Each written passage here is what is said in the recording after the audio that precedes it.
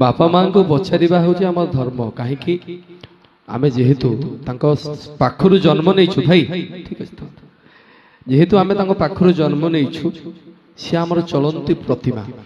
जेमती आमे भगवान को विश्वास करछे भगवान को पूजा करूछे सेमती बापा माँ को मध्य पूजा करिबा विश्वास करिबा नित्यंत आवश्यक कहीं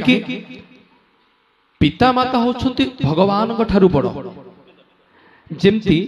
आम समुद्र समुद्र केते हाथ से गभीर आम को जानी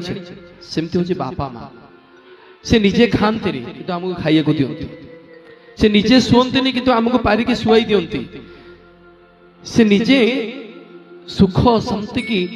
जल जलांजलि दे कि आमको सुख शांति रे बड़ करती मो पुओ बड़ हो